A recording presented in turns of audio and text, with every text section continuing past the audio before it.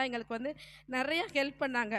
வாரம் வாரம் எங்கள் குடும்பத்துக்கு வந்து வெள்ளிக்கிழமையும் செவ்வாய்க்கிழமையும் வந்து எங்கள் வீட்டுக்கு வந்து டெய்லி ஜெபம் பண்ணுவாங்க. ஜெபம் பண்ணப்போ கொஞ்சம் கொஞ்சமாக அவள் வாழ்க்கையில் மாற்றம் உண்டாச்சு. அவளும் ஜெபிக்க ஆரம்பித்தா. பாஸ்டர் ஒரு நாள் வந்து சொன்னாங்க, எப்பா நீ எழுதி வச்சு ஜெபம் பண்ணுப்பா, உனக்கு கடவுள் கண்டிப்பாக தருவார் அப்படின்னு. ஜெபமே பண்ண தெரியாத அந்த பொண்ணு என்ன பண்ணா, பேப்பரில் எழுதி வச்சு ஜெபம் பண்ண ஆரம்பித்தா. அவர் சொன்ன வார்த்தையை கேட்டு விடாமல் ஜெபம் பண்ணுவா. என்ன திடீர்னு காணாமல் போயிட்டா, எங்கே போனா அப்படின்னு பார்த்தா ரூம்குள்ளே உட்காந்து பேப்பரில் எழுதி வச்சு கண்ணீரோடு அவள் ஜெபம் பண்ணுவா. அதை விட அதிகமாக பாஸ்டர் ஐயா அவங்க தான் எங்களுக்கு ரொம்ப ஜெபம் பண்ணியிருப்பாங்க. நாங்கள் கூட கொஞ்ச நேரம் தான் ஜெபம் பண்ணியிருப்போம். அவங்க எங்களுக்கு ரொம்ப நிறையா நாட்கள் ஜெபம் பண்ணி எங்களுக்கு ஹெல்ப் பண்ணாங்க. ஒரு கட்டத்தில் அவளுக்கு வந்து திருமணம் ஃபிக்ஸ் ஆயிடுச்சு. நிறையா நாள் நினச்சிருப்பேன், இந்த பொண்ணுக்கு சத்தியமாக கல்யாணமே ஆகாது போல், இப்படியே தான் வீட்டிலையே தான் இருக்கும் போல் அப்படின்னு நினச்சேன். ஆனால் திடீர்னு அவளுக்கு வந்து திருமணம் ஃபிக்ஸ் ஆகி கடந்த மாதம் 8ஆம் தேதி திருமணம் ஆயிடுச்சு. அவள் நல்ல முறையில் இப்போ இருக்கிறா. அவள் கணவரோடு சேர்ந்து ரொம்ப சந்தோஷமாக இருக்கிறா. அதுக்கு வந்து எங்களுக்கு உதவி செஞ்சது சிஸ்டரும் பாஸ்டரும் தான் எங்களுக்கு ரொம்ப ஹெல்ப் பண்ணாங்க. அதை விட தேவனுக்கு வந்து நாங்கள் முக்கியமாக நான் நன்றி சொல்லிக்கிறேன். அவர் இப்படி ஒரு சூழ்நிலையை எங்களுக்கு வந்து கொடுத்து, அதன் மூலம் தான் என் கணவர் அந்த தேவனை அறிஞ்சு கொள்ள ஒரு வாய்ப்பை கொடுத்தாரு. அது வரைக்கும் தேவனை அவர் அறிஞ்சு கொள்ளவே இல்லை. அப்படி ஒரு நிலைமையை உண்டாக்கி என் தேவன் வந்து என் கணவரை வந்து ரட்சிக்கும்படியாக அவரை செஞ்சார். இப்போ ரட்சிக்கப்பட்டு நாங்கள் எல்லாரும் ஒருமனப்பட்டு தேவனை நாங்கள் வந்து டெய்லி குடும்ப ஜெபம் பண்ணுறோம். ஜெபமே பண்ண தெரியாது எங்கள் வீட்டில் இருந்த எல்லாருமே இப்போ ஜெபம் பண்ணுறோம், பாடுறோம், சந்தோஷமாக இருக்கும். இப்போ எங்கள் குடும்பத்தில் இருக்க 90% பிரச்சனைகள் நீங்கி போச்சு. யாரெல்லாம் எங்களுக்கு விரோதமாக எங்கள் வீட்டில் இருந்தாங்களோ, முறுமுறுத்து ஜெபம் இது பண்ணாங்களோ, இவங்க என்ன வாரம் சர்ச்சுக்கு போகிறாங்க, இவங்க என்ன இப்படி பண்ணுறாங்க நினச்சவங்க கண்களுக்கு முன்னாடி இப்போ நாங்கள் வந்து உயர்வாக இருக்கிறோம். இப்போ அவங்களே சொல்லிட்டாங்க, ஆமாம் நீங்கள் ஞாயிற்றுக்கிழமை எங்களுக்கு எந்த ஒரு ப்ரோக்ராமே இப்போ அவங்க எங்களுக்கு வைக்கிறதில்ல, நீங்கள் சர்ச்சுக்கு போயிடுவீங்க, அதனால் வர முடியாது, அதனால் நாங்கள் ப்ரோக்ராமை மாற்றி வச்சுக்கிறோன்ட்டு இப்போ ப்ரோக்ராமை எங்களுக்காண்டி அவங்க மாற்றி வச்சுக்கிறாங்க எல்லாமே. அப்படி ஒரு ஸ்லாக்கியத்தை கொடுத்த தேவனுக்கு கோடான கொடி ஸ்தோத்திரம். அவ்வளோதானே? கைத்தட்டு எல்லாம் உற்சாகமாக தட்டுங்க.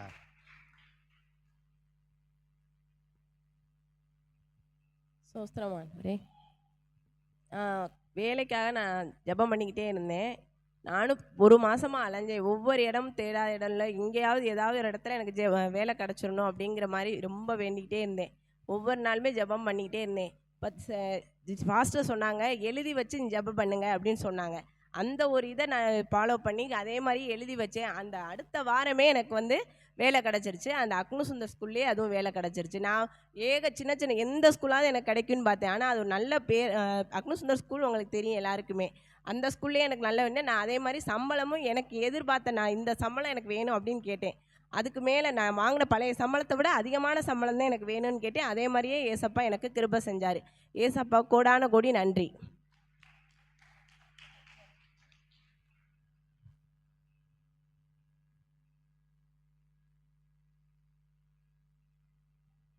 ஹல்லேலூயா, ஹல்லேலூயா. கர்த்தர் உங்களை ஆசீர்வதிப்பாராக. நல்ல சாட்சிகளை கேட்டீங்க.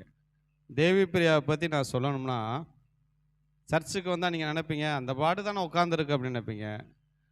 ஒரு வார்த்தைக்கு கீழ்ப்படிஞ்சிச்சு. எழுதி வச்சு ஜெபம் பண்ணணும்னு ஒரு பிரசங்கம் நாம் பண்ணினேன். நீங்கள் எதெல்லாம் எப்படின்னா எழுதி வச்சு பண்ணினேன். அவங்க வீட்டில் போய் பார்க்குறப்ப காட்டினாங்க, பாஸ்டர் அந்த பிள்ளை வேறு ஏதோ செய்தா இல்லையா, நீங்கள் சொன்ன ஒன்றா கடைப்பிடிக்குன்னு சொன்னாங்க. என்னன்னு கேட்டால், பேப்பராக எழுதி வச்சுருக்கோம். நானே அதை வாங்கி பார்த்தேன். என்னப்பா அப்படின்னு கேட்டால், பேப்பராக எழுதி வச்சுருக்கோம்.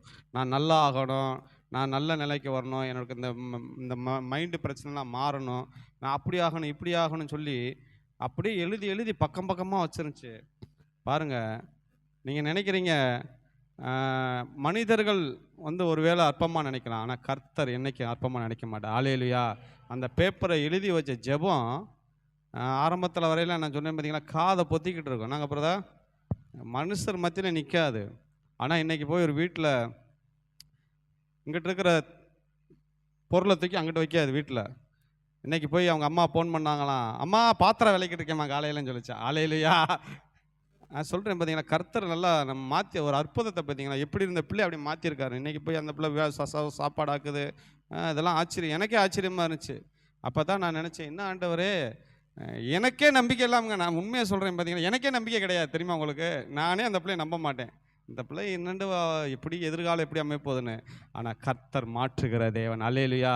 கர்த்தர் சொல்கிறாரு, நான் யாரை தெரியுமா தெரிஞ்சு கொள்வேன்? நான் சும்மா டேலண்டு உள்ளவன், இந்த திறமை உள்ளவெல்லாம் நான் தெரிஞ்சு கொள்ள மாட்டேன். பைத்தியமானவர்களை ஞானிகளை வெட்கப்படுத்தும்படி யாரை தெரிஞ்சு கொள்றாராம்? பைத்தியமானவர்களை. இந்த உலகம்லாம் தள்ளும் பார்த்தீங்களா சில பேர்த்த, இவங்களாம் ஒன்றத்துக்கே ஆகாத யூஸ்லெஸ்ன்னு அதை எடுத்து கர்த்தர் பயன்படுத்துவார். அல்லேலூயா. ஏன் அப்படின்னு கேட்டிங்கன்னா, எல்லாம் தெரிஞ்ச ஒருத்தனை எடுத்து பயன்படுத்தினா அவனுக்கு என்ன இருக்கும்? எனக்கு தான் எல்லாம் தெரியும்ல. அப்போ கர்த்தர் பார்ப்பார், ஒன்றே எனக்கு வேணாம்டா, இவர் ரிஜெக்ட்.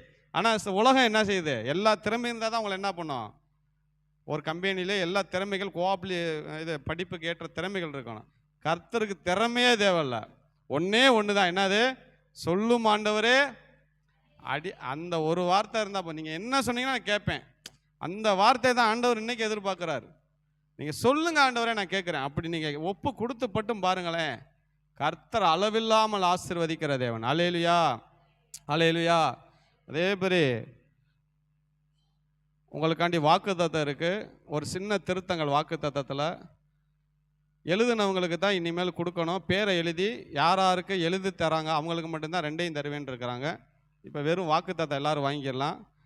ஏன்னா அந்த பேப்பர் ஒரு கொஸ்டின் பேப்பர் அடிக்கிறதுக்கு ஒரு பேஜுக்கு மட்டும் 20 ரூபா போகுதான். அப்போ அவங்க சொன்னாங்க, அந்த அக்கா சொன்னாங்க, பாஸ்டர் கொடுத்து வேஸ்ட் ஆக்கிறதுக்கு நாங்கள் கொடுக்கல, வேதத்தை வளர்த்துக்கிறதுக்கு அறிவை வளர்த்துக்கு தான் நாங்கள் கொடுக்குறோம். ஆனால் வாங்கின யாருமே என்ன பண்ண மாட்டேங்கிறாங்க? எழுத மாட்டேங்கிறாங்க. அதனால நாங்கள் அதை வேஸ்ட் ஆக்க விரும்பலை. ஏன்னா இது ஒரு காணிக்கை பணங்கள் தான் நாங்கள் செய்கிறோம். அதனால நீங்கள் யாரெல்லாம் எழுதுகிறாங்களோ அவங்களுக்கு மட்டும் கொடுங்க. எழுதுனவங்களுக்கு இங்கே பேரை கொடுத்து அந்த கரெக்டாக அந்த மாதத்தில் எனக்கு வரணும் அப்படின்னா வாங்குங்கன்னு சொல்லினவன். நான் சொன்னேன், அக்கா எதுவுமே வேணாங்க, நீங்கள் இதை மட்டும் கொடுங்கக்கா, நான் கேட்டுட்டு அடுத்த மாதம் வாங்கிக்கிறேங்கன்னு சொன்னேன். அல்லேலூயா. உங்கள் மேலே அவ்வளவு நம்பிக்கை எனக்கு. அல்லேலூயா, அல்லேலூயா. பாருங்க, ஏன் சொல்கிறேன்னா, நம்மளுக்காண்டி சந்தர்ப்பங்களை ஏற்படுத்துகிறாங்க பாருங்கள். ஒரு வேதத்தை படிக்கிறதுக்கு, விடைகளை எழுதுறதுக்கு நம்ம அதில் கொஞ்சம் கவனம் செலுத்தணும். பாருங்கள், கர்த்தர் உங்களை ஆசீர்வதிப்பார். அல்லேலூயா. எத்தனை பேர் சந்தோஷமாக இருக்கிறீங்க? என்னத்தை பாஸ்டர் நாங்கள் சந்தோஷமாக இருக்கிறோம் அப்படின்றீங்களா? கவலைப்படாதீங்க, எல்லாம் மாறும். அல்லேலூயா. பிரசங்கி சொன்னது போல் அழுகிறதுக்கு ஒரு காலம் உண்டு, நகைக்க ஒரு காலம் உண்டு. இப்படியே போயிடாது வாழ்க்கை. இப்படியே கஷ்டத்துலையும் பாடுகள் பிரச்சனையிலும் போயிடாது. எல்லாம் மாறும். தேவன் மாற்றக்கூடியவர். அல்லேலூயா. நாங்கள் இயேசுவை என்னுடைய வாழ்க்கையில் நான் போன வாரம் ஒரு பகுதியை தான் சொன்னேன். எல்லாரும் அழுதுட்டீங்க. அநேக பகுதிகள் சொன்னால் சாலமோன் சொன்ன மாதிரி எழுதின அநேக காரியங்கள் தான் பைபிள் கொள்ளாத மாதிரி நிறைய காரியங்கள் இருக்குது. அந்த காரியங்கள்லாம் நான் சொன்னோம்னா நீங்களாம் தாங்க மாட்டீங்க. அவ்வளோ காரியங்கள் நாங்கள் கடந்து வந்தோம். நல்ல ஒரு தாய் தகப்பன் ஒரு நல்ல வாழ்க்கை வாழாமல் எப்போ பார்த்தாலும் அந்த வீட்டுக்குள்ளே சண்டை போட்டுக்கிட்டே இருக்கிறப்ப, நானும் என் தங்கச்சி அதில் வளர்ந்தப்ப எவ்வளோ நாள் வேதனைப்பட்டுருக்குறோம். என்னடா எப்போ பார்த்தாலும் இந்த வீட்டுக்குள்ளே சண்டை போட்டுக்கிட்டே இருக்கிறாங்க. அவங்க சந்தோஷமாக இருக்கிற எப்போ தெரியுமா இருப்பாங்க? எப்பயாச்சும் ஒரு 5 நிமிஷம் தந்து இருப்பாங்க, அதுக்கப்புறம் சண்டை வந்துடும். அநேக நாட்கள் இப்படி இருந்தோம். அநேக நாட்கள் அப்படியே வாழ்ந்துக்கிட்டு இருக்கிறப்ப பாருங்கள், எத்தனையோ கஷ்டங்கள், போராட்டங்கள், எத்தனையோ நேரங்கள்லாம் நான் என்ன நினைப்பீங்க பார்த்தீங்கன்னா, ஒரு நல்ல வாழ்க்கை நம்மளுக்கு அமையாதா அப்படின்னு எனக்குள்ள ஒரு ஏக்கம் இருக்கும். எல்லா குடும்பம் மாதிரி நம்மளும் ஒரு சமாதானத்தோட ஒரு நல்ல வாழ்க்கை நம்மளுக்கு அமையாதான்னு சொல்லி இப்படியே ஏங்கிக்கிட்டு இருப்பேன். ஏங்கி ஏங்கி ஏங்கி ஏங்கி ஆனால் ஒரு நாளும் என்ன பண்ண மாட்டேன்னா, மற்ற காரியத்தை யோசிக்க மாட்டேன். செத்துறணும், நம்ம எதுக்கு பூமி, அந்த மாதிரிலாம் யோசிக்க மாட்டேன். நல்லா வாழணும், அதுக்கு ஏதாச்சும் ஒன்று பண்ணுங்க அப்படின்னு நினச்சிக்கிட்டே மனசுக்குள்ளே இருப்பேன். அப்புறம்தான் நான் வியாதிப்பட்டு இயேசுவை ஏற்றுக்கொண்டேன். இயேசுவை ஏற்றுக்கொண்டோன்னே எனக்கு என்ன பண்ணிருச்சு? ஒரு நம்பிக்கை வந்துச்சு. இயேசு கிறிஸ்து என் வாழ்க்கையை எல்லாத்தையும் மாற்றுவார்னு சொல்லி அது பாருங்கள், அது கொஞ்சம் காலம் கூட நிலைக்கல. கொஞ்சம் 1 வருஷம்தான் போச்சு. இயேசுவை ஏற்றுக்கொண்டு கொஞ்சம் சந்தோஷமாக இருந்த நாட்கள் திரும்ப பார்த்தீங்கன்னா, திரும்ப இதை காட்டிலும் முன்ன இருந்த காட்டிலும் சில ஒரு போராட்டங்கள்.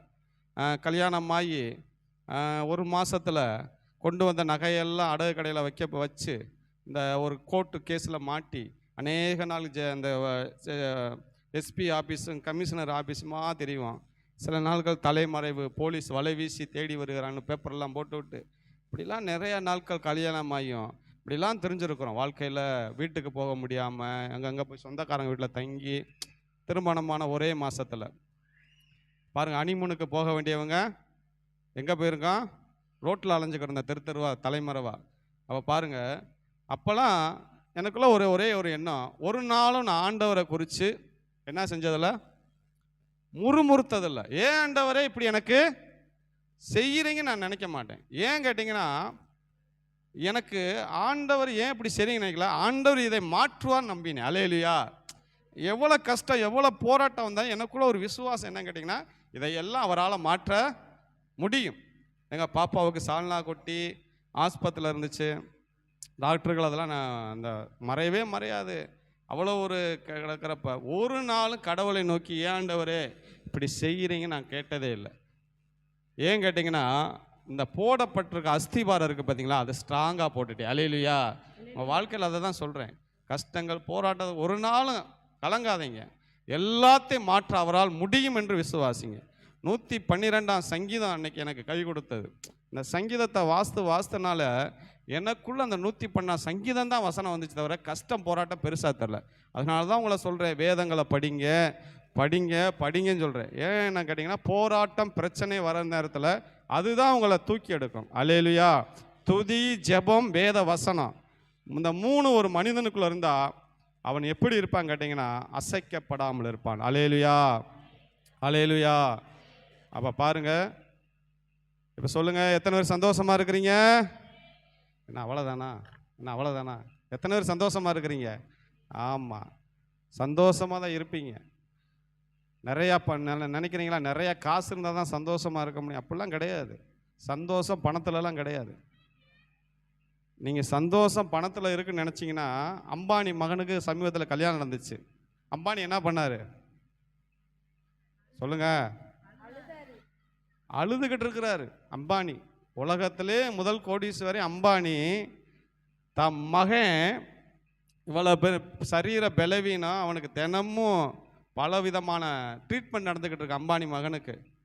அந்த கல்யாணம் முடிக்கிறப்ப அழுகிறான், எனக்கு வாழ்க்கையில் நிம்மதி கிடையாது, என் மகனை நினச்சி செத்துக்கிட்டு இருக்கிறேன்னு அம்மா அப்பா அழுகிறாங்க. அவ்வளோ பணம் இருந்தவங்களுக்கு என்ன கிடையாது, சந்தோஷம் கிடையாது. கஷ்டப்படுற பிள்ளைகளை கல்யாணம் பண்ணி கொடுக்குறாங்க, போய் நல்லா இருக்குது. 300 பவுன் போட்டு அனுப்புகிறாங்க, அது செத்து போய் வருது. பார்த்தீங்களா பேப்பரில்? 300 பவுன் போட்டு விட்டுருக்குறாங்க. பண காசு குறைய அவங்களுக்கு. நல்லா மகாராணி மாதிரி பிள்ளை வாழட்டுன்ட்டாங்க, செத்து போயிடுச்சு. பணத்தில் சந்தோஷம் கிடையாதுங்க.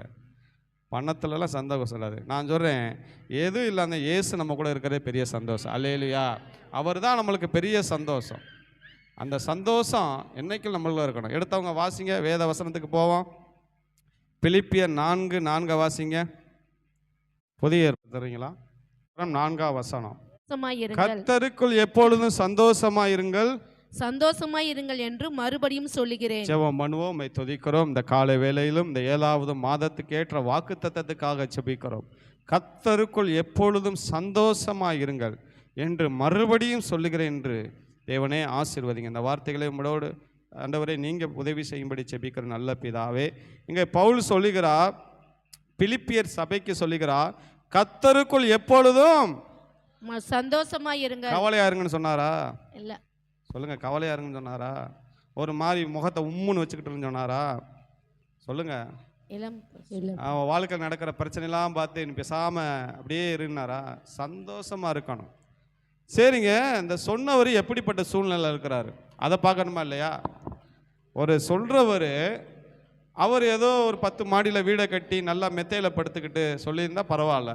நீ நீ நீ சொல்லுவையா நல்லா மாடியில் படுத்துக்கிட்டு ஏசி ரூமில் படுத்துக்கிட்டு சொல்லலான்னு? சொல்கிறவர் எங்கே இருக்கிறாருன்னு சிறைச்சாலையில் இருக்கிறார்.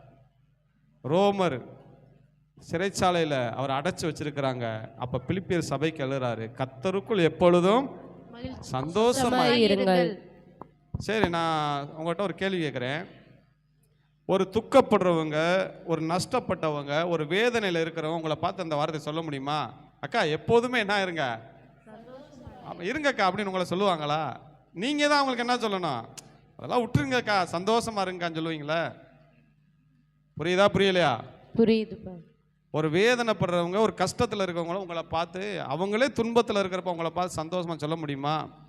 ஆனால் பவுல் சொல்கிறாருன்னா, பவுலுக்கு தெரியும், நான் ஆராதிக்கிற தேவன் எல்லாத்தையும் மாற்றுகிற தேவன். அல்லேலூயா, அல்லேலூயா. அதுக்கு கீழே பாருங்க, நீங்கள் ஒன்றுக்கும் கவலைப்படாமல் எல்லாவற்றையும் குறித்து உங்கள் விண்ணப்பங்களை ஸ்தோத்திரத்தோட கூடிய ஜெபத்தினால் ஜெபத்தினால் அப்போது வேண்டுதலை தேவனுக்கு தெரியப்படுத்துங்கள். தெரியப்படுத்துங்கள். அதுக்கு அடுத்த வசனத்தை பாருங்க. அப்போது எல்லா புத்திக்கு மேலான தேவ சமாதானம் உங்கள் உங்கள் இருதயங்களையும் சிந்தைகளையும் உங்கள் கிறிஸ்துவுக்கு சிந்தைகளையும் எல்லாம் கிறிஸ்துவுக்கு காத்துக்கொள்ளும். எல்லாத்தையும் அவருக்கு தெரியப்படுத்துங்க. பாருங்க, இந்த சந்தோஷம், கர்த்தருக்குள் எப்பொழுதும் சந்தோஷமா இருங்கள். சிலர் கேட்குறாங்க, நாங்கள் என்ன பாஸ்டர் வீம்புக்குனே கவலைப்பட்டுக்கிட்டு இருக்கிறோமா? எங்கள் வாழ்க்கையில் நடக்குது, கவலைப்படுறோம். ஆனால் இங்கே போட்டிருக்கு, நீங்கள் ஒன்றுக்கு என்ன பண்ணக்கூடாது, கவலைப்படாமல். அதுதானே நம்மளால இருக்க முடியல. இங்கே சொல்றாரு, கர்த்தருக்குள் எப்பொழுதும் எப்படி இருங்க, சந்தோஷமாய் இருங்கள். சரி, இந்த சந்தோஷத்தை இழக்கிற காரியம் என்ன, அதை பார்க்கணும். 2 பாயிண்ட் நான் சீக்கிரம் முடிச்சிடறேன், மணி ஆயிடுச்சு. இந்த சந்தோஷத்தை நமக்குள்ள வரவிடாதபடி பிசாசு செய்கிற நிறைய காரியங்கள் இருக்கு. இன்னைக்கு 2 பாயிண்டை பார்க்க போறோம். 2 காரியங்களை உங்கள்கிட்ட நான் பேச போறேன். இந்த 2 காரியங்கள் என்ன, ஏன் நம்மளுக்குள்ள சந்தோஷம் அது நிலைத்திருக்க முடியலை? சந்தோஷம் வருது, டக்குன்னு போயிடுதே, ஏன் நிலைத்திருக்க முடியலைன்னா வாசிங்களேன். சங்கீதம் 51 இந்த பகுதியை வச்சுக்கோங்க. சங்கீதம் 51 எடுத்துக்கொள்ளுங்க. 12 விட்டு என்னை தள்ளாமலும் உனது பரிசுத்த ஆவியை என்னிடத்திலிருந்து எடுத்துக்கொள்ளாமலும் இரும். உமது ரட்சணியத்தின் சந்தோஷத்தை திரும்பவும் எனக்கு தந்து உற்சாகமான ஆவி என்னை தாங்கும்படி செய்யும்.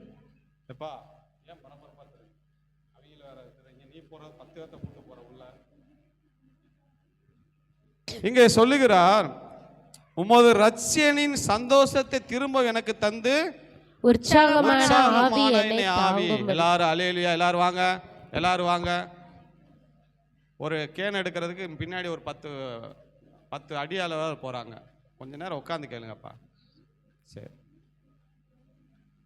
இங்கே சொல்லுகிறா, தாவீது என்கிற ஒரு அரசர், கர்த்தருக்கு பிரியமான ஒரு மனுஷர் சொல்லுகிறா, உம்முடைய ரட்சணியின் சந்தோஷத்தை எனக்கு தந்து உற்சாகமான ஆவி என்னை தாங்கும்படி. அப்ப ரட்சணியின் சந்தோஷத்தை இழந்துட்டாரு தாவீது. இழந்ததுனால தான் என்ன சொல்றாரு, திரும்பவும் என்ன பண்ணுங்க சொல்லுங்க. அந்த பைபிள்ல இருக்குங்க, என்ன சொல்றாங்க, திரும்பவும் எனக்கு என்ன பண்ணுங்க. என்னங்க எப்படி இருக்கிறீங்க, பைபிள் என்னங்க சொல்லிருக்கீங்க, எனக்கு தந்து தாங்கன்றாரு. அப்ப ரட்சணியின் சந்தோஷத்தை, அந்த ரட்சிப்பின் சந்தோஷத்தை தாவீது இழந்துட்டார். எதனால இழந்தாரு, ஏன் இழந்தாருன்னு கேட்கணும்ல. ஏன் சந்தோஷத்தை இழந்தாரு தாவீது? இந்த 51 சங்கீதம் எழுதும் போது தாவீது மிகவும் நெருக்கப்பட்டு குப்புற உளுந்து கர்த்தர்ட்ட மன்றாடுறாரு. ஆண்டவரே, எனக்கு அந்த சந்தோஷத்தை தாங்க. நான் ஏதோ சந்தோஷம் நினைச்சு போயிட்டேன் ஆண்டவரே, ஆனால் என்னை மன்னிச்சு எனக்கு சந்தோஷம். எதனால இந்த சந்தோஷம் போச்சுன்னா பாவம். என்னது பாவம் மனிதனுடைய சந்தோஷத்தை என்ன பண்ணுமா, இழக்க பண்ணுமா. சந்தோஷமா இருக்க முடியாது. பாவம் செய்யறப்ப கொஞ்ச நேரம் சந்தோஷம் இருக்கும், அதுக்கப்புறம் தேவன் கிருபை எடுத்துட்டாருன்னா அந்த சந்தோஷம் போயிடும். ஒரு உப்பரிக்கு மலையில அதை மாடியில் உலாவி கொண்டிருக்கல ஒரு பெண்ணு வந்து அங்க குளிக்கும் போது தாவீது பார்த்துட்டு அந்த பெண்ணோட தவறா நடந்துட்டார். அந்த தவறா நடந்து அந்த கணவனையும் கொலை பண்ணிட்டார். எல்லாத்தையும் மூடி மறைச்சாரு. ஆனா யாரை மறைக்க முடியல, கர்த்தரை மறைக்க. எனக்கு ரொம்ப வேதத்தில் பிடிக்கும், கடவுளை ரொம்ப பிடிக்கும். ஏன் பிடிக்கும் தெரியுமா? ஒருத்தவங்களை ரொம்ப நம்ம பிரியப்படுத்தி வாழ்ந்துட்டா நம்ம என்ன தப்பு பண்ணாலும் அவங்க என்ன பண்ண மாட்டாங்க. ஏங்க எல்லாரும் பைப்பிலுக்குள்ள வாங்க, ஏங்க குனிஞ்சுக்கிட்டு ஏன் இப்படியே தரைய பார்க்குறேன், எல்லாம் கிட்ட வாங்க. நான் சொல்கிற புரியுதா புரியலையா? பதில் சொல்லுங்க, நான் கேட்குறது பதில் சொல்லுங்க. நீங்கள் ஒருத்தவங்களுக்கு ரொம்ப பிரியமாக வாழ்கிறீங்க, அவங்களுக்கு எல்லாமே செய்கிறீங்க, நீங்கள் என்ன தப்பு பண்ணாலும் அவங்க என்ன பண்ண மாட்டாங்க, கேட்குறது பதில் புரியுதா இல்லையாங்க? ஏதாவது என்ன செய்வாங்க, மறக்க மாட்டாங்க. என்ன தப்பு, நீங்கள் அவங்களுக்கு ஏற்ற பாத்திரமா இருக்கீங்க, நீங்கள் என்ன வேணாலும் அவங்க கூப்பிட்டா ஓடி போய் செய்கிறீங்க, அவங்களுக்கு என்ன வேணாலும் செய்கிறீங்க. அப்போ நீங்கள் அவங்ககிட்ட போய் உங்களை யாராவது குறை சொல்லி இந்த மாதிரி பண்ணிட்டே அப்படின்னு சொன்னால் நீங்கள் என்ன பண்ணுவீங்க?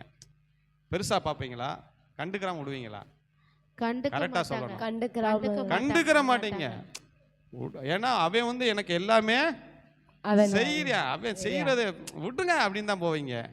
ஆனால் கர்த்தர் பாருங்க, என் தாவீது என் இதயத்துக்கு ஏற்றவன் சொன்னாலும் அவன் பண்ணின தப்ப வந்து கண்டுக்கிறாம விடல. அல்லேலூயா. இன்னைக்கு இந்த கிருபையின் உபதேசம் இன்னைக்கு பண்றவங்க பூரா இந்த தப்ப பண்றாங்க. கடவுள் என்ன பாவம் பண்ணாலும் மன்னிச்சிருவாரு தாவீதை காட்டுவாங்க. தாவீதுக்கு என்ன நினைச்சுன்னு உங்களுக்கு தெரியுமா? தாவீதுக்கு என்ன நடந்துச்சுன்னு உங்களுக்கு தெரியுமா? இந்த 51 சங்கீதத்துக்கு அப்புறம் பச்சையபாலுக்கு ஒரு குழந்தை பிறக்குது. தாவீது அந்த குழந்தைக்காக ஜெபம் பண்றான். கர்த்தர் அந்த ஜெபத்தை கேட்டாரா? கேட்கல. குழந்தை செத்து போயிடுச்சு. அதுக்கப்புறம் தாவீது எந்திரிச்சு குளிக்கிறான், சாப்பிட்றான். பாவம் ஒரு சந்தோஷத்தை இழக்க பண்ணும். அல்லேலூயா. ஆனா இன்னைக்கு நீங்க போனீங்கன்னா அந்த கிருபையின் உபதேசத்துல அவங்க சொல்றது பாவம்லாம் மன்னிச்சிருவாருங்க. எப்ப மன்னிப்பாரு? துணிகரமான பாவங்களை ஆண்டவர் ஒரு நாள் என்ன பண்ண மாட்டாரு? மன்னிக்க மாட்டார். இது தெரிஞ்சும் நான் இதை மறுபடியும் பண்ணுவேன்னு சொன்னா அதுக்கு மன்னிப்பே கிடையாது. அதனால தான் தாவீதுக்கு ஆண்டவர் தன்னை யாருன்னு காட்டினார். தாவீதே, இது வரைக்கும் என்னை நீ பார்த்த நான் அன்பானவன், உன்னை எல்லா சத்துரு கைகளுக்கு நான் விலக்கி பாதுகாத்தேன், எல்லா இடத்துல வெற்றி தந்தேன், இதைத்தானே பார்த்த, என் முகத்தை இப்போ பாருன்னு சொல்லி ஆண்டவர் தன்னுடைய கோபத்தை அவனுக்கு வெளிப்படுத்தினார். அதனால தான் தாவீது அங்கே அழுகிறார். ஐயோ ஆண்டவரே, இந்த 11ஆம் வசனத்தை பாருங்களேன். உமது சமூகத்தை விட்டு என்னை தள்ளாமலும் பரிசுத்த ஆவியின் இடத்துல எடுத்துக்கொள்ளாம. ஏன்னா எடுக்கிற நிலைமை வந்துருச்சு தாவீதுக்குள்ள. தாவீதுக்கு தெரியும் பரிசுத்த ஆவியை எடுத்துட்டா நமக்கு அதை முடிச்சு. ஈஸியா எதிரி வந்து நம்மளை வெட்டி கொண்டு போயிருவான். ஏன்னா நம்மளை காக்குறதே அவருடைய பரிசுத்த ஆவியானதான். அப்ப நான் சொல்றேங்க, பாவம். அதனாலதான் ஆண்டவர் சொன்னாரு, நான் பரிசுத்தரா இருக்கிறது போல நீங்களும் பரிசுத்தரா இருக்கணும். சமீபத்தில் அந்த அவரை பற்றி சில காரியங்கள் நான் பேசக்கூடாதுன்னு நினச்சேன். ஒருத்தர் பேசினார். ஐயா, அவர் விழுந்து போயிட்டாரு, அவர் பேட்டி கொடுக்குறாரு. சில பேர் சொல்கிறாங்க கடவுள் மன்னிப்பார், மறுபடியும் அவர் எழும்புவார். நான் சொன்னேன், எழும்பட்டும், நல்லது தான். கடவுள் மன்னிப்பார், மன்னிக்கிற தேவன் அல்ல. நான் வந்து அது தப்புன்னு சொல்லலை. நானும் ஒரு காலத்தில் அவர் பாட்டெல்லாம் நல்லா பாடுவேன், அழகாக செய்வேன், எல்லாம் பாடுவேன். அப்போ அந்த தப்பை பண்ணினாரா பண்ணலாம் அந்த சப்ஜெக்ட்டுக்கே நான் வரலங்க. அவர் வந்து அந்த தப்பை பண்ணார், அது நம்ம பார்க்க கிடையாது. அந்த தப்புக்கே நான் வரல. அவர் ஒரு ஆடியோ போட்டார். அது எத்தனை பேர் கேட்டீங்க? அந்த ஆடியோவில் வேதத்துக்கு விரோதமான சில காரியங்கள் பேசியிருக்கிறார். என்ன பேசினார்? என் மனைவியை நான் விட்டுட்டு, கேட்டிங்களா இல்லையா, இன்னொரு பெண்ணை நான் கல்யாணம் பண்ண போகிறேன். அப்போ அந்த மனைவி பிள்ளைகளுடைய நிலைமையை பார்த்தீங்களா? ஒரு 5 வயசு பையன், அந்த பையன் அவன் ஏங்குறான், அப்பா எப்பமா வருவாருன்னு. எப்படி உனக்கு அந்த இரக்கம் இல்லாமல் போச்சு? அப்படி உனக்கு அந்த மனைவி பிள்ளைகளை விட்டுட்டு இன்னொருத்த பெண்ணை கல்யாணம் பண்ணுற அளவுக்கு நீ ஒரு ஊழியக்காரனாக இருந்து செய்யலாமா? சொல்லுங்க. இதுதான் அந்த ஆளை எனக்கு பிடிக்க போன காரணம். மற்றபடி அவர் வந்து அந்த சிறுமியை பால் அதெல்லாம் நான் வரவே இல்லை. அந்த மேட்ரு வந்து உண்மையாக பொய்யா நம்ம யாரையும் நியாயந்திருக்கக்கூடாது. ஆனால் அவர் போட்ட ஆடியோவை நான் கேட்டிருக்கேன். எத்தனை பேர் கேட்டிங்களா இல்லையா? கேட்கவே இல்லையா? நான் வந்து இந்த ரேமாவை டைவர்ஸ் பண்ணிட்டு இன்னொரு பெண்ணை திருமணம் பண்ண போகிறேன். அந்த பெண்ணு பேர் என்னமோ ஒரு பேர். அந்த பெண்ணை கூட்டிகிட்டு அவர் சில இடத்தெல்லாம் சுற்றி இருக்காரு, தென்காசி இந்த இடத்தெல்லாம் சுற்றி அதை வீடியோ எடுத்து போட்டு விட்டாங்க. அப்போ நான் சொல்கிறேங்க, ஒரு ஊழியக்காரன் தீமத்தில் ஒரே மனைவி உடையவனாக இருக்கணுமா? எப்படி இருக்கணுமா? ஒரே மனைவி ஒரு மனைவி உடையவனாக இருக்கணுமா ஊழியக்காரன்? நீ நினச்சி, இப்போ எனக்கு ரொம்ப பரிதாபம் யாருக்கு தெரியுமா? அவங்க மனைவியும் அவங்களோட பிள்ளைங்க மேலே தான் எனக்கு ரொம்ப இரக்கமாக இருக்குது. இன்ன வரைக்கும் அந்த மனைவி வாய் திறக்கலைங்க. வெளியிலேயே நொந்து போய் உள்ளம் உடைக்கப்பட்டு போய் அந்த சகோதரி கிடக்குறாங்க. தெரியுமா உங்களுக்கு? நீங்கள் எல்லாரும் அவரை நினைக்கிறீங்களா? யாராவது மனைவி பிள்ளைகளை நினச்சிங்களா? இன்னைக்கு நிறையா விதத்தை கேட்பேன், அந்த ஆளை பேசுகிறீங்களா, மனைவி பிள்ளைகள் நினச்சிங்களாயா? அவங்க எவ்வளோ உடைக்கப்பட்டிருப்பாங்க. அந்த பையன் என்னங்க கேட்பேன், அப்பா எப்பம்மா வருவாரு? ஏங்க ஜெயிலிருந்து வந்து இன்னும் போய் பையனை பார்க்கலாங்க. நீ என்னடா கல் நெஞ்சக்காரன்? நான் கேள்வி அதான் கேட்குறேன். நீ என்ன கல் நெஞ்சக்காரன்? ஏன் உனக்கு இவ்வளோ கல் நெஞ்சான்? நீ இன்னமும் ஜெயிலேருந்து போய் கையெழுத்து போட்டுக்கிறக்க, இன்னும் நீ வெளியே போய் இன்னும் பொண்டாட்டி பிள்ளைய பார்க்கல. அவங்க கூட தப்பு பண்ணவங்களா இருக்கட்டும், நீ ஒரு ஊழியக்காரன், மற்றவர்களுக்கு போதிக்கிறேல, நீ போய் பார்த்துருக்கணுமா இல்லையா? சொல்லுங்க, அந்த நியாயத்தை நீங்கள் சொல்லுங்க. அல்லேலூயா, அல்லேலூயா. நியாயத்தை சொல்லுங்க. நீ எவ்வளோ அழகா பாட்டு எழுதினாலும், இளையராஜா கூட தான் அழகா பாட்டு எழுதுறாரு, அதுக்கு அவர் வந்து நம்ம கொண்டாடிடலாமா? சொல்லுங்க. நிறைய பாடல் எழுதுறாங்க. உன் வாழ்க்கை எப்படி இருக்கிறது? தாவீது எத்தனையோ சங்கீதங்களை எழுதினான் தாவீது. ஆனா விழுந்து போனவனே கர்த்தர் என்ன பண்ணிட்டாரு? அவனை தள்ளிட்டார் சமூகத்தை விட்டு. ஏன்னு சொல்லுங்க. பாவம். ஆண்டவருக்கு பிடிக்காத ஒன்று என்னதுங்க? பாவம் பிடிக்காது. தெரியாமல் செய்கிற தவறுகளை நான் சொல்லவில்லை, துணிகரமான பாவம். இது பாவம்னு தெரிஞ்சு செய்தேன் பார்த்தீங்களா, அதைத்தான் ஆண்டவர் மன்னிக்க மாட்டார். அதாவது ஒரு வசனம் சொல்லுது, தான் பாவங்களை மறைக்கிறவன் வாழ்வடைய மாட்டான். அறிக்கை செய்து விட்டு விடுவனும் இரக்கம் இரக்கம். சரி, நீ வந்தே இல்லை, உள்ளேருந்து ஜாமீனில் வெளியே வந்துட்ட, வந்து என்ன பண்ணியிருக்கணும், மனைவி பிள்ளைகளை ஏற்றுக்கிறேன் நான் திருந்தி அப்படின்னு நீ வாழ்ந்தா இன்னைக்கு ஒரு சமுதாயம் உன்னை ஏற்றுக்கொள்ளும். இன்னைக்கு உன்னுடைய சபைகளில் இன்னைக்கு நிறைய சபைகளை தடை பண்ணியிருக்கிறாங்க, அதை பாட்டை பாடக்கூடாது. இன்னைக்கு சில சபைகளை ஏற்றுக்கொள்ளும், ஆனால் இன்ன வரைக்கும் நீ மனம் திரும்பலை. மனம் திரும்பாமல் நீ வீடியோ போட்டுக்கிட்டு இருக்க, நான் மறுபடியும் வருவேன், மறுபடியும் நான் பாட்டு எழுதுவேன், என்னை நேசிக்க ஒரு கூட்டம் இருக்குது. உன்னை நேசிக்க சில கூட்டம் இருக்கும், வேத வசனம் தெரியாத சில கூட்டங்கள் இருக்கும், அது உன்னை ஏற்றுக்கொள்ளும். ஆனால் உன் வாழ்க்கை சரியில்லையே. வேதம் சொல்லுதான், சொந்த குடும்பத்தை நடத்த தெரியாதவன், நீங்கள் தான் சொல்லணும், சபையை எப்படி நடத்துவார். தன் சொந்த குடும்பத்தையே உனக்கு நடத்த தெரியல, ஒரு மனைவி ஒரு பிள்ளையே உனக்கு நடத்த தெரியல, ஒரு சர்ச்சை நம்பி உனக்கு ஆண்டவர் எப்படி கொடுப்புறாரு. அல்லேலூயா, அல்லேலூயா. இதெல்லாம் ஏன் சொல்றேன்னா நீங்க புரிஞ்சுக்கணும். நான் அந்த சப்ஜெக்ட்டுக்கே போக மாட்டேன். அந்த கம்ப்ளைண்ட் கொடுத்தது அது பொய்யா நெசமா அதெல்லாம் நம்ம நேரில் பார்க்க கிடையாது. ஆனால் இதை மற்றவங்க சொல்லியிருந்தா கூட நான் நம்பியிருக்க மாட்டேங்க. ஏன்னா நான் எப்போயுமே இன்னொருத்தவங்க சொல்கிறத நம்ப மாட்டேன். அவனே ஆடியோ போட்டு விட்ருக்கான், நான் இன்னொரு பொண்ணை கல்யாணம் பண்ண போகிறேன். எப்படி நிலைமை பார்த்தீங்களா? இவர் பாட்டு எழுதுகிறாராம், எப்படி உன் பாட்டை தேவன் அங்கீகரிப்பார்? அவர் எவ்வளோ அழகா எழுதுற, எவ்வளோ அழகா எழுதி என்ன பண்ண, வாழ்க்கை சரியில்லாமல் போச்ச வாழ்க்கை. சங்கீதக்காரர் எத்தனையோ சங்கீதங்கள் எழுதி அதை இன்னைக்கு பைபிளில் போட்டிருந்தாலும் தேவன் இந்த காரியத்தில் சொன்னார், தாவீதே உன்னை நான் தள்ளுறேன்டானார். அதனால தான் 51 எழுதல நாத்தான்வேல் சொல்றாரு, ஐயா ஒரு ஏழைக்கு 2 ஆடு இருந்துச்சியா, 1 ஆடு இருந்துச்சா, அதை ஒரு பணக்காரன் உடனே சொல்றேன், அப்படியா யார் அப்படின்னு, நீ தாண்டா மனைவி இருக்க போய் இன்னொருத்தியை பிடிச்சி அவன் வாழ்க்கையை நாசமாக்கிட்டேன்னு. அவங்களுடைய மனைவி பேர் என்ன பேர், என்ன பேருப்பா விஜி? அவருடைய மனைவி பேர் என்ன பேருங்க, என்ன பேருப்பா? திவ்யா. சரி, தெரியலாட்டி விட்டுருங்க. மேலே நல்ல நல்ல குணம்.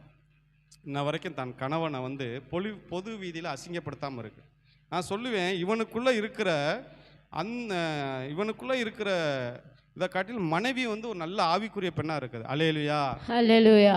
இதே நீங்கள் ஜெயம் ரவியை பார்த்தீங்கன்னா, அவன் திருமணம் பண்ணி வந்தான், அவங்க மனைவி தெரியுமில்ல, அதெல்லாம் மேட்ரு தெரியுமில்ல, அவன் இன்னொரு பொண்ணை முடிச்சுட்டு வந்தப்போ அவங்க மனைவி பேட்டி கொடுக்குது. அது உலகத்தின் ஆவி. ஆனால் இன்ன வரைக்கும் தன் கணவனையும் தான் யாரையும் குறித்து அவள் அசிங்கப்படுத்தாமல் இருக்கிறான். பாருங்கள் எவ்வளோ நல்ல குணம், எவ்வளோ நல்ல அந்த பிள்ளையை பார்க்கும்போது எனக்கு பாவமாக இருந்துச்சு. அந்த பிள்ளையை கிரிட்டிசைஸ் பண்ணி போட்டிருக்கிறாங்க. அவன் அந்த பையன் பேசுகிறான் அவங்க அம்மாட்ட, அப்பா எப்பம்மா வருவார் அப்படின்னு. அப்படியே நானே கண்ணீர் வெடிச்சிட்டேன். இந்த பையன் பிஞ்சு முகத்தை பார்த்தா கூட உனக்கு இறக்கம் இல்லையாடா? சொல்லுங்க, நீங்கள் தான் சொல்லணும், நீங்கள் தாங்க சொல்லணும். பிஞ்சு முகத்தை பார்த்து கூட, எத்தனை வயசு அந்த பையலுக்கு? எத்தனை வயசுங்க? 4 வயசு. அந்த பிள்ளையை பார்த்து உனக்கு இறக்கம் இல்லையா? மனைவி எப்படிப்பட்ட ஒரு அடங்காரியாக கூட இருக்கட்டுங்க, ஆனால் சேர்ந்து வாழ தான் கணவன் சொல்றாரு. அல்லேலூயா, அடங்கியிரு. இங்கே விரும்புகிறதே இன்னைக்கு உங்களுக்கு எனக்கும் ஒரு பரிசுத்த எப்பொழுது இருக்கணும். இந்த உலகத்தின் காரியத்துக்கெல்லாம் வேறுபட்டு நீங்கள் நான் எப்பொழுதும் பரிசுத்த பாதை நடக்கணும். அல்லேலூயா. கண்களில் பரிசுத்தம், வாயில பரிசுத்தம், கையில் பரிசுத்தம், அன்றாட வாழ்க்கையில் ஒரு பரிசுத்தம். ஒரு சின்ன தவறு செஞ்சால் கூட ஒரு உணர்வு வரணும், ஐயோ நம்ம இப்படி பண்ணிட்டோமே அந்த உணர்வு வருது பார்த்தீங்களா, அதுதான் பரிசுத்தம். அல்லேலூயா. சங்கரபுரம் சொல்லுவார், முன்னெல்லாம் போனால் காசு 100 ரூபா கொடுத்தா கூட திருப்பி 200 ரூபாய் கொடுப்பாங்க. நான் 200 ரூபா கொடுத்துட்டேன், அதை வாங்கிட்டு வந்துடுவேன். ஆனால் இப்போ இயேசு ஏற்றுக்கொண்டு திருப்பி என்ன பண்ணிடுறேன், தெரியாமல் கொடுத்தா கூட கொடுத்துறேன், அந்த காசை நான் வாங்க. அதுதாங்க பரிசுத்தம். சரி, 2வது நம்ம வாசித்துருவோம். முதலாவது சந்தோஷத்தை இழக்கிற காரியம் என்னது? பாவம்.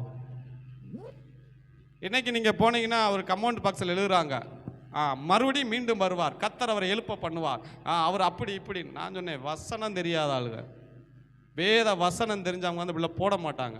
சும்மா அந்த பொழுதுபோக்கு சர்ச்சுக்கு போறவங்க பூரா அந்த கூட்டம்லாம் பின்பற்றுறோம். நல்லா பாட்டு எழுதியிருக்காரு. வாழ்க்கையை பாருங்கய்யா, வாழ்க்கை சரியில்லையே. மனைவி ஒரு பக்கம், இவே ஒரு பக்கம், எவ்வளோ வேதனை பார்த்தீங்களா? ரீமா. என்ன பேர்? இப்போ புதுசாக பிடிச்சதான் கேமா. அதானே? அதான் கேமா. அந்த அம்மா பேட்டி பார்த்துறீங்களா? ஐயோ, உலகத்திலேயே பார்க்கக்கூடாத பேட்டி. பார்த்துறீங்களா இல்லையா? அந்த கேமா சொல்லுது, ஸ்தோத்திரம், இங்கிலீஷில் பாதி பேசிட்டு, கர்த்தர் எனக்கு வந்து இவரை காண்பித்தார் கல்யாணம் பண்ண சொல்லி. யார? அவரை தான். நான் பேர வேணாம். எனக்கு கர்த்தர் அவரை காண்பித்தார் கல்யாணம் பண்ண சொல்லி என் லைஃப்பில் நான் ரொம்ப மிஸ் பண்ணுறேன் கடவுளை.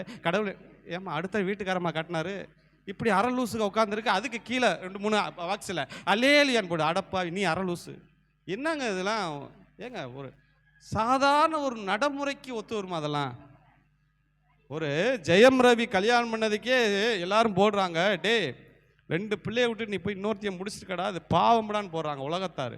நம்ம ஆளுக தாங்க கிறிஸ்துக்குள்ளேருந்து பைபிள் படிச்சுக்கிட்டு அவனுக்கு போய் ஆதரிக்கிறது. எனக்கெல்லாம் கையில் கிடச்சிருந்துச்சு வச்சுங்களேன், நேரில் பார்த்தா உலகாரனாகவே மாறி இருப்பேன். இந்த அம்மா பேசுது, பார்த்துறீங்களா இல்லை? அதையும் பார்க்கலையா? நீங்கள் எங்கே பார்க்க போகிறீங்க? நீங்கள் அந்த அம்மா பேசுது இங்கிலீஷில், பாதி இங்கிலீஷு. ஷோபாக்கோ ஸ்தோத்திரம், கர்த்தர் எனக்கு ஒரு ட்ரீம் காட்டினாரு, அந்த ட்ரீமில் இவர் முகம் தெரிஞ்சிச்சு. யார் முகம்? இன்னொருத்தோட வீட்டுக்கார முகம் தெரிஞ்சு அவனுக்கு. கடவுள் அதுக்கு யாரை பயன்படுத்துது பாருங்க, யாரை? இது உலகத்திலே பெரிய கேடுறா. அவர் பாவம், அவர் பார்க்குறா, நான் எப்பமா காட்டினேன், நான் சூசுவான்றிருக்கேன். காட்டுறது இப்படியா காட்டுவார் இன்னொருத்தன் கணவரை? எவ்வளோ வேதனையான காரியம். இதையும் யூடியூப்பில் எடுத்து போடுறாங்க. ஐயோ, சொல்ல முடியலை. கடைசி காலங்களிலே கொடிய காலம் வரும்னு சொன்னாங்க பார்த்தீங்களா, அது இதுதான். எப்படிங்க அதெல்லாம் வந்து மனச்சாட்சின்னு இல்லை அவனுக்கு? ஒரு ஊழியக்காரன் ஒரு வேதத்தை எடுத்து போதிக்கிற, மனைவி பிள்ளைகளை விட்டுட்டு இன்னொருத்தைய போய் படிக்கிறது, அது என்ன எப்படி உனக்கு வருது? இன்னொரு ஊழியக்காரர் இருக்கிறார், எனக்கு தெரிஞ்ச ஒரு ஊழியக்காரர், அதாவது மிஷினரி, பேர் வரல. அந்த அம்மா சாணியை கரைச்சிருந்தாலும் மூஞ்சில் ஊற்றுமா. பாஸ்டர் அம்மா, நான் சொல்கிறது பாஸ்டர். ஒரு பிரசங்கம் பண்ணி வீட்டுக்கு வருவாரா, சாணியை கரைச்சி மூஞ்சில் ஊற்றுமா. அதோடய அவர் கடைசி வரைக்கும் வாழ்ந்தார். அல்லேலூயா. அதோடையும் கடைசி வரைக்கும் வாழ்ந்தாருங்க அவர். அந்த மனைவி விட்டுட்டு இவர் கொடுமைப்படுத்தான்னு சொல்லி வேற பக்கம் போல. அவர் சொல்கிறார், நான் ஊழியக்காரன், எல்லாரும் என்னை கை நீட்டி சொல்லக்கூடாதுன்னு சொல்லி. பார்த்தீங்களா, இப்படி வாழ்ந்தவங்க எங்க? அல்லேலூயா. ஏன் இதெல்லாம் சொல்கிறேன்னா, சில காரியங்கள் உங்களுக்கு புரிஞ்சுக்கணும். பாவம் அவ்வளோ கொடுமையானது. சரி, முதலாவது தாவீது பாவம். 2வது வசனத்தை வாசிப்போம்மா. அதே பிலிப்பியர் இருக்காங்க 2க்கு வாங்க, முடிச்சிடறேன், 10 நிமிஷத்தில் முடிச்சிடறேன். இப்படித்தான் சொல்கிறீங்க பாஸ்டர், 10 நிமிஷம் ஓடி போகிறீங்க அப்படின்றீங்களா? சரண்யா சிரிக்குது. சந்தோஷம் எப்படி வரும்? 273 270. வாசிங்க, 2வது வாசிங்க. 2:2 நீங்களும் ஏக அன்பு உள்ளவர்களுமாய் இருந்து இசைந்த ஆத்துமாக்களையும் ஒன்றையோ சிந்தித்து என் சந்தோஷத்தை நிறைவாக்குங்கள். ஆண்டவர் சொல்றாரு, பவுல் சொல்றாரு, ஏக சிந்தை ஏக அன்புள்ளவர்களாய் இருந்து இசைந்த ஆத்துமாக்களை ஒன்றாய் சிந்தித்து என் சந்தோஷத்தை நிறைவாக்குங்கள். 2வது சந்தோஷம் எதுல வரும் கேட்டீங்கன்னா, ஏக சிந்தை. அதை இப்படி சொல்லலாம், ஒரு மனம். என்ன மனம்? ஒரு மனம். கீழே போட்டிருக்க ஐக்கியம், ஒருத்தருக்குள்ள ஐக்கியம். இன்னைக்கு கிறிஸ்தவத்தில் இருக்கிற பெரிய பிரச்சனை என்னன்னு கேட்டிங்கன்னா, ஐக்கியம் இருக்குது, மன்னிக்க மாட்டாங்க. பாருங்க, ஆண்டவர் வந்து சொல்கிறாரு, மன்னிச்சாதான் உனக்கு சந்தோஷம் நிலைத்திருக்கும். மன்னிக்கிற சுபாவம் இன்னைக்கு நிறையாவே கிடையாது. ஏதாவது ஒரு பிரச்சனை போராட்டம் அப்படின்னா அது அந்த இடத்துல விட்டுட்டு போக மாட்டாங்க, அப்படியே மனசுக்குள்ளே வச்சுருப்பாங்க, பகையாக வச்சுருப்பாங்க. அதனால தான் வேதம் சொல்லுது, கலாத்தியர் எபேசியர் நினைக்கிறேன், தேவனுடைய கிருபையை இழந்து போகாதபடிக்கு கசப்பான வேர் உங்களுக்குள்ள என்ன பண்ணக்கூடாது? வந்துடக்கூடாது. தேவன் கசப்பு வந்துருச்சுனாலே தேவ கிருபை உங்களை விட்டு என்ன பண்ணுமா? இழந்து போயிடுவீங்க. நான் வந்து ரட்சிக்க முன்னாடி எங்கள் ஏரியாவில் வந்து சில பசங்களோட வீணரோட தெரியும் பார்த்தீங்களா. அப்போ ஒரு என்ன ஆச்சுன்னா, இன்னொருத்தன் பிரச்சனை, நாங்கள் அவங்க கூட சேர்ந்ததுனால அவங்க அந்த இடத்துல கொஞ்சம் பெரிய ஃபேமிலி, நல்லா பெரிய 2 மாடி வீடு கட்டி இருக்கிறவங்க. அப்படிப்பட்டவங்க கூட சில வம்புல தப்பா அவன் வந்து என்ன பண்ணான்னா, எங்கள் வீட்டில் வந்து நின்றுக்கிறப்ப அவன் ஒரு 5 ஆளை கூட்டிகிட்டு வந்து அடிச்சு போட்டியான். அவனை அடித்தவனே நானும் போனேன், என்னையும் அடிச்சு போட்டியான். என்ன அடிச்சோடனே எங்கள் அம்மா ஏன்டா இப்படி அடிக்கிறேன்னா எங்கள் அம்மா கெட்ட வார்த்தை பேசிட்டான். அந்த பையன் பேசிட்டான். கெட்ட வார்த்தையில் பேசினே எங்கள் அம்மா அப்படியே உட்காந்து அழுகுது. எனக்குள்ள சரியான கோபம், என்னால் அடுக்க முடியல. ஆனால் அவங்க வந்தவங்க பெரிய ஆளுங்க. அப்போ பல நாட்கள் அதுக்கப்புறம் போய் பஞ்சாயத்து பண்ணி மன்னிப்பு கேட்டேன். ஏன்னா அவன் வெளிநாடு போகிறக்காண்டி கேஸ் எப்பயா இருக்கணும் மன்னிப்பு கேட்டேன். ஆனால் அந்த பகை எனக்குள்ளே போகவே இல்லை. நைட்லாம் படுத்து யோசிப்பேன், இவன் வண்டியில் வருவான், 4 பேரோட அருவாளை தூக்கி போய் என்ன பண்ணணும், ஓட ஓட சங்கு சங்கா வெட்டி உன்னை கொல்லணும். கற்பனை, சில பேர் அப்படித்தானே கற்பனை பண்ணுவாங்க. கொல்ல முடியாது, ஆனால் கற்பனையில். எங்கள் அம்மா சொல்லிச்சு, கொஞ்ச நாள் கழிச்சு ஒரு வண்டியை கொண்டு போய் இடிக்கிற மாதிரி இடிச்சு வேற ஆளை வச்சு நம்ம அவனை கொண்டு அவனை அடித்து காயப்படுத்திடும்டான்னு சொல்லிச்சு. சரிம்மா செய்வோன்னு. நாட்கள் கிடக்குது. அந்த வெறியும் கோபமும் எனக்குள்ளே போக மாட்டேங்குது. அவனை பார்க்குறப்பெல்லாம் எனக்குள்ளே ஒரு வெறி வருது. இப்போ நான் இப்படியாச்சா ஏதாவது செய்யணும், எங்கள் அம்மாவை பார்த்து இப்படி கேள்வி கேட்டுட்டானே அப்படின்னு. இது நாளாக பகையாக ஒரு பகை மாறி அந்த மனசுக்குள்ளே இவ்வளோ பகையாக எலும்பி நிற்கிது, சொவ்வொரு மாதிரி எலும்பி நிற்கிது வைங்களேன். இப்போ நான் இயேசுவை ஏற்றுக்கொண்டவனே இப்போ இயேசுவை ஏற்றுக்கொண்டு நான் சில இடத்துக்கு செபிக்க போகிறேன், நாளாகுது. ஆனால் அந்த பகை வந்து என்ன பண்ணிக்கிறதுக்கு அப்படியே இருக்கு. இப்போ நான் அதை பற்றி சிந்திக்கிறதில்ல, அவனை பற்றி சிந்திக்கிறேன், அந்த குடும்பத்தை பற்றி சிந்திக்கிறதில்ல. ஆனாலும் பாருங்க அந்த பகை அப்படியே தான் இருக்கு. அல்லேலூயா. இப்போ இந்த பகை சுவரை உடைக்கணும். இயேசு கிறிஸ்து உடைச்சாதான் அவர் என்னை எடுத்து என்ன பண்ண முடியும், ஆசீர்வதிக்கப்படி பயன்படுத்த முடியும். இப்போ இயேசுவை ஏற்றுக்கொண்டோடனே நான் அவனை பற்றி நினைக்கிறதில்ல, அந்த குடும்பத்தை பற்றி நினைக்கிறல. அந்த முன்னாடி வச்சுருந்தேன் பார்த்தீங்களா, அந்த பகை அது உள்ளுக்குள்ளே இருக்கு. இப்போ என்ன பண்ணுறாருன்னா, நல்லா கவனிங்க, முக்கியமான சத்தியத்தை சொல்கிறேன், உங்கள் வாழ்க்கையில் நடக்கும். இப்போ என்ன பண்ணுறான்னா, ஆண்டவர் ஒருத்தன் என்கிட்ட வரையான், அண்ணே இந்த மாதிரி அப்போ எனக்கு திருமணம் ஆகலை, திருமணம் ஆயிருக்கு. அப்போ என் மனைவியோடு இருக்கிறப்ப இந்த மாதிரி ஒரு வீட்டுக்கு ஜெபிக்க போனோம், அவங்க ரொம்ப பிக்ஸ் வருது அந்த பையனுக்கு அப்படின்னு கேட்டாங்க. யாராச்சும் ஜெபிக்க இருந்தால் கூட்டு வாங்கினாங்க. நான் போவோம், எப்போ போவோம், சாயந்தரம் போவோன்ட்டேன். சாயந்தரம் போகிறான். போனோடனே எங்கே கேட்டேன், அந்த ஏரியா சொன்னேன், அந்த ஆலாங்குளம் பகுதின்னு. ஆலாங்குளம் பகுதி போயிட்டான். போய் பார்த்தா ஒரு தெருவாக போகிறேன், எங்கிட்ட கூட்டு போகிறான். போய் கரெக்டாக அவன் வீட்டுக்கு தெருவில் போகிறேன். எத்தனை பேருக்கு புரியுது? அந்த தெரு கரெக்டாக பண்ண நான் பார்த்தேன், என்னடா இங்கே வந்துக்கிட்டு இருக்கான். சரி இங்கே எங்கேயோ பக்கத்தில் போகணும். கரெக்டாக அந்த வீட்டு முன்னாடியுமே வண்டியை நிப்பாட்டுறியா. ஏன் எங்கே வந்து நிப்பாட்டுறேன்னு கேட்டேன். இங்கனக்குள்ள இந்த வீட்டில் உள்ளவங்களுக்கு தான். ஆஹா, எந்த வீட்டு வாசப்படி மிதிக்கக்கூடாது, எவன் வீட்டுக்குள்ளே போகக்கூடாது, எவனை பழியணும், அந்த வீட்டு முன்னாடி நிப்பாட்டுறார் ஆண்டவர். இதெல்லாம் யதார்த்தமாக நடக்கிறது கிடையாது. நான் உள்ளே போனோடனே அவங்க சொல்கிறாங்க, மாடியிலேருந்து இந்த ஜெபிக்க ஒருத்தர் வந்திருக்காருன்னு கூப்பிடுறியா. அவங்க இப்படி வந்து எப்படி பார்க்குறாங்க, நான் பார்க்க அவங்க பார்க்க, இவனா எப்பப்பா நீ மாறின இயேசு பிள்ளை ஏற்றுக்குன, ஜெபிக்கலாம் வந்துட்டியா, உள்ளவாப்பான்னு சொல்லி ஒரு டீயை கொடுத்து பகையை தேவன் என்ன பண்ணாரு, உடைச்சார். உங்களுக்குள்ள சில பகைகள் இருக்கும் பார்த்தீங்களா, அதை எப்போ தெரியுமா ஆண்டவர் உடைப்பாரு, சூழ்நிலையை கொண்டு வந்து அவங்கள முன்னாடி நிப்பாட்டுவார். அதை நிப்பாட்டி நீங்க போனீங்கன்னா தேவன் அந்த வாய்ப்பை நீங்க தவறவரீங்கன்னு அர்த்தம். அல்லேலூயா. நான் சொல்றது புரியுது? அவங்களுக்கு நன்மை செய்கிற சில சந்தர்ப்பங்களை உங்களை ஆண்டவர் ஏற்படுத்துவார். அவனுக்கு நான் செய்ய மாட்டேங்க, அவன் அதை தான் நீங்க அந்த கிருபை இழக்கிறீங்கன்னு அர்த்தம். புரியுதா புரியல நான் சொல்றது உங்களுக்கு? புரியுது. தேவனை ஏற்படுத்துவாருங்க, இது சாதாரணமாக நடக்காது. தேவனே ஒரு சூழ்நிலை ஏற்படுத்தி உங்களுக்கு அங்கனுக்குள்ள கொண்டு போவார். நீங்கள் எவனை வெறுக்கிறீங்களோ ரொம்ப அவங்கள கொண்டு போய் நிப்பாட்டுவார், அவங்கள சந்திக்க வைப்பார். அதெல்லாம் ஒரு யதார்த்தம் நடக்கிற காரியம்ல தேவன் அதை செய்வார்.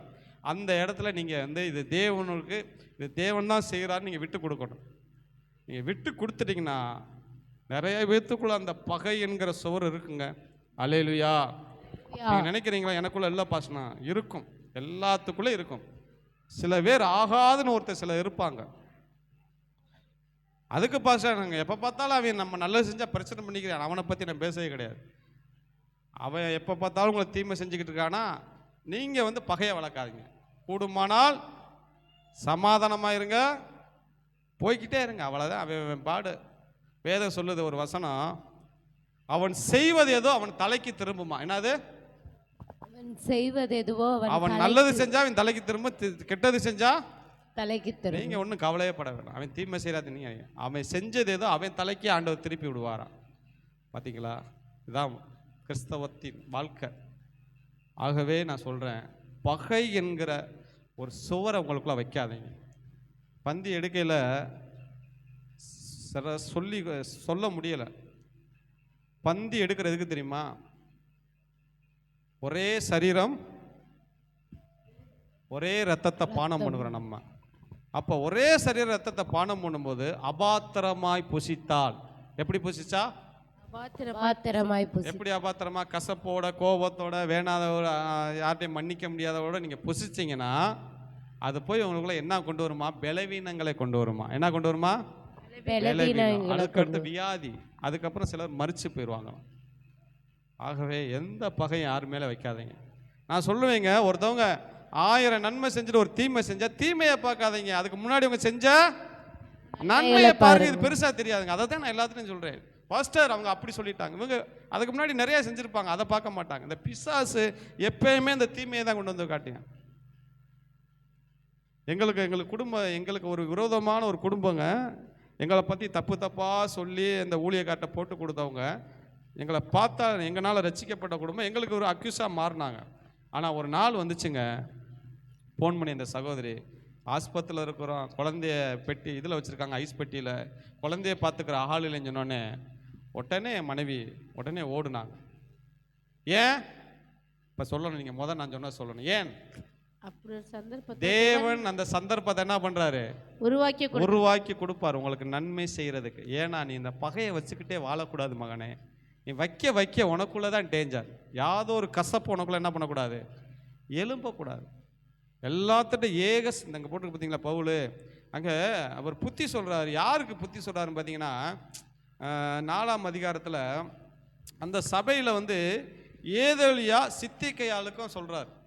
அந்த ஏதோலியா சித்திகையால் என்ன பண்றாங்கன்னா, அந்த சபையில் அப்படி நடக்கிறாங்க. அப்பதான் சொல்றாரு, கர்த்தருக்குள் ஒரே சிந்தையாக ஏதோலியாக்கும் சிந்திகையாளுக்கும் புத்தி சொல்லுகிறேன். அப்படி இருக்காத ஏதோலியாலே சிந்திகையால் அப்படி இருக்காதீங்க, கர்த்தர் சிந்தையா இருங்கன்னு சொல்லி புத்தி சொல்றாரு. ஆகவே இன்னைக்கு 2 பார்த்தோம். சந்தோஷத்தை அழிக்கிற காரியம் என்னதுங்க? 1 பாவம். துணிகரமான பாவங்கள். பாவம்னு தெரிஞ்சிருந்து போய் உள்ள போறது, செல்லுக்குள்ள போறது, சில படங்களை பார்க்கறது, சில இதை கேட்கறது, பொழுதுபோக்கமான சில காரியங்களை செய்யறது, அதெல்லாம் ஆண்டவர் பார்க்க, அதான் பாவம்.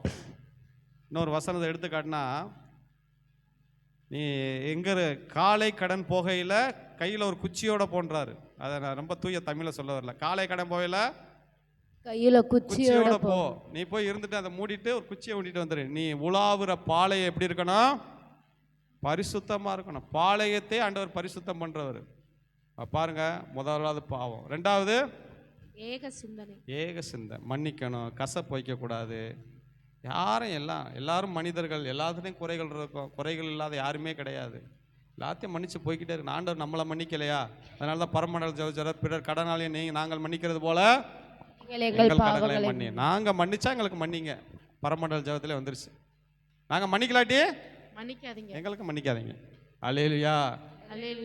அப்போ பாருங்க, 2வது காரியம் விட்டு கொடுக்கணும், ஏக சிந்தையாக இருக்கணும். அவங்க அப்படி சொல்லிட்டாங்க, இவங்க இதை சொல்லிட்டாங்க, அதை சொல்லிட்டாங்க, இப்படி சொல்லிட்டாங்க, இப்படி சொல்லிட்டாங்கன்னு சொல்லி இப்படிப்பட்ட காரியங்கள் செய்ய நம்மளை அழைக்கலை. 2வது பாருங்க, அந்த பொண்ணு செத்து போச்சு பார்த்தீங்களா, இந்த 300 பவுன் நகை போட்டது. ஏன் அப்படின்னு நான் ஜெபம் பண்ணிக்கிறீங்கள, ஆண்டவர் சொல்கிறாரு, இந்த பூமியில் நான் ஒரு பிரமாணம் வச்சிருக்கிறேன். என்ன பிரமாணம்? நல்ல பிரமாணம், தீய பிரமாணம். என்னைக்கு ஒருத்தவங்க நான் சாகணும், செத்து போறேன் சாகணும்னு சொல்றாங்களோ, சாவு வெயிட் பண்ணிக்கிட்டே இருக்குமா. நான் நல்லா வாழணும், நான் ஆசீர்வாதம். அதனால தான் ஆண்டவர் வேதத்தில் அநேக வாக்குத்தத்தங்களை கொடுக்குறேன். எதுக்கு எடுத்து நான் செத்து போகிறேன், நான் சாக போகிறேன், நான் இப்படி ஆக போகிறேன்னு சொன்னால், இந்த ஆவி உங்களை பிடிச்சிக்கிறோமா. என்ன ஆவி? பிசாசின் ஆவி உங்களை பிடிக்கும். அது இப்படியே நின்றுக்கிட்டே இருக்குமா. பேசு நீ பேச உடனே வராது. யாக்கோப்புல சொன்ன போன எப்படி வருமா? அவன் தான் சுய இச்சையினால் இழுக்கப்பட்டு கற்பந்தரித்து சிக்குண்டு கற்பந்தரிக்குமா. அதனால் சாவை பற்றியே பேசாதீங்க. எப்போ பார்த்தாலும் நான் சாக போகிறேன், நான் அப்படி போக போகிறேன், இப்படி போக போகிறேன். இந்த தற்கொலை பண்ணுறவங்களுக்கு பூரா இந்த கதி தாங்க. நான் சொல்கிறேங்க, அவங்களா தற்கொலை பண்ணுற கிடையாது. தேவன் அப்படி அந்த ஆவிகளாம் டக்குன்னு பிடிக்க விட மாட்டார்.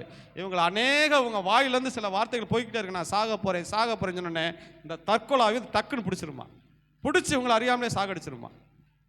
ஆகவே அந்த வார்த்தைகளை எடுத்து போடுங்க. புண்ணியம் எதுவோ, புகழ் எதுவோ, நற்கிருத்தி எதுவோ, நல்ல தேவைகளோ. நான் சொன்னேன் பார்த்தீங்களா, ஒரே ஒரு வார்த்தை எங்கள் அம்மாட்ட பார்த்து சொன்னேன், நான் செத்தாதான் அந்த காசை நீ கொடுப்பியான்னு கேட்டேன். என்ன ஆயிடுச்சு? போய் அடிச்சு, வண்டியில் அடிச்சு, நெத்தியில் அட்டி போட்டு ரத்தம் சிந்தி கிடந்தேன். அப்போ தான் ஆண்டவர் சொன்னார், ஏன்டா எல்லாத்தையும் சொல்லிட்டு நீயே உடனே வேலை பார்க்கும். தீமை வந்து உடனே வேலை பார்க்கும். சாவை பற்றி பேசாதீங்க. நல்ல வீடு, நல்ல நம்மளுக்கு நல்ல நாட்களை கொடுத்துருக்கிறாரு. இலங்கையிலலாம் பசி பட்டினியில் வாழ்கிறாங்க. 1 கிலோ அரிசி 600 ரூபா. தமிழ்நாடு நம்ம நல்லா இருக்கிறோம். ஏன் சாவை பற்றி பேசணும் சொல்லுங்கள்? சாகிறதுக்கு தான் ஆண்டவர் நம்மளை தெரிஞ்சு கொண்டாரா? சாவை பற்றி பேசாதீங்க, நல்ல காரியங்களை பேசுங்க. வியாதியில் கடந்தா கூட நல்லா வாழ்வேன், ஜீவனுள்ள நாளெல்லாம்.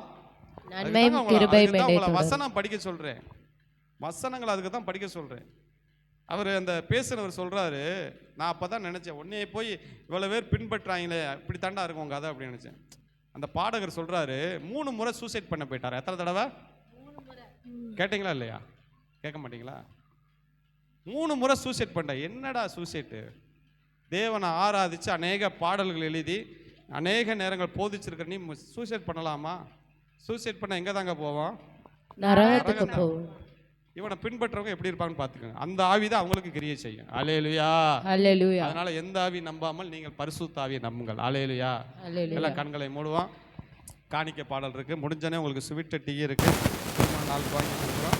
டக்குன்னு வாங்க.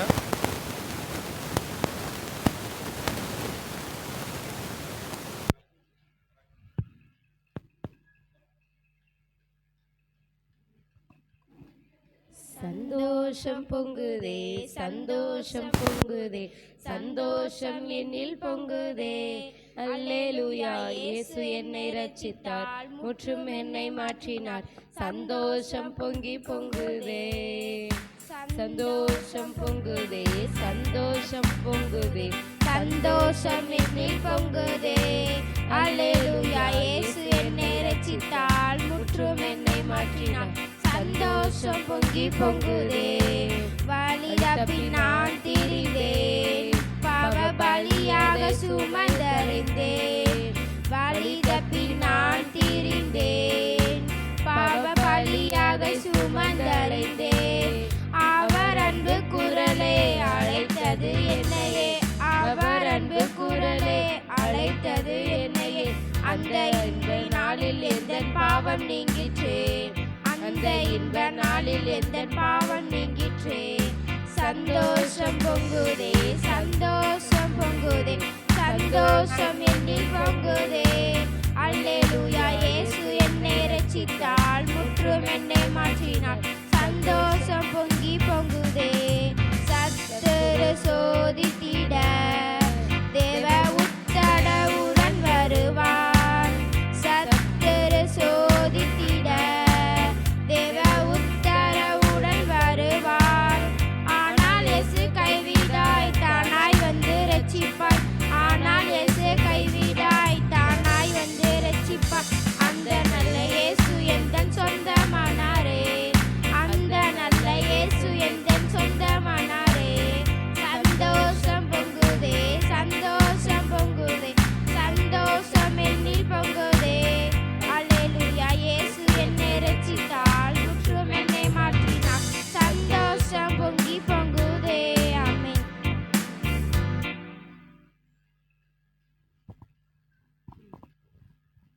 எல்லா கண்களை மூடி படைக்கப்பட்ட காணிக்கைக்காக உம்மை துதிக்கிறோம். தொடர்ந்து ஆசீர்வதிங்க. இயேசுவின் நாமத்தினாலே. கர்த்தருக்குள் எப்பொழுதும் சந்தோஷமாயிருங்கள். சந்தோஷத்தை கெடுக்கிற பாவம் முதலாவது பார்த்தோம். 2வது கசப்பு, கோபங்கள், இதெல்லாம் ஒரு மனிதனுடைய சந்தோஷத்தை கெடுக்கிற பார்க்குறோம். தகப்பதாமே ஆசீர்வதிங்க. இயேசுவின் நாமத்தினாலே ஜெபிக்கிறோம். எல்லாரும் சேர்ந்து சொல்லுவோம், என் ஆத்துமாவே கர்த்தரை ஸ்தோத்திரி, என் முழு உள்ளமே பரிசுத்த நாமத்தை ஸ்தோத்திரி. என் ஆத்துமாவே கர்த்தரை ஸ்தோத்திரி, கர்த்தர் செய்த சகல உபகாரங்களையும். கர்த்தராகிய கிருபையும் பிதாவுடைய அன்பும் பரிசுத்த ஆவியுடைய அநியாயிக்கும் என்னென்ன சதா காலங்களிலும் அனைவரும் கூட இருப்பதாக. ஆமே. இந்த பந்தி எடுக்காதவங்க மட்டும் வாங்க, மிச்சவங்க நீங்கள் போய் வெளியில் போய் டீயும் ஸ்நாக்ஸும் சாப்பிடுங்க. கர்த்தர் உங்களை ஆசீர்வதிப்பார். பந்தி எடுக்காத டக்குன்னு வாங்க.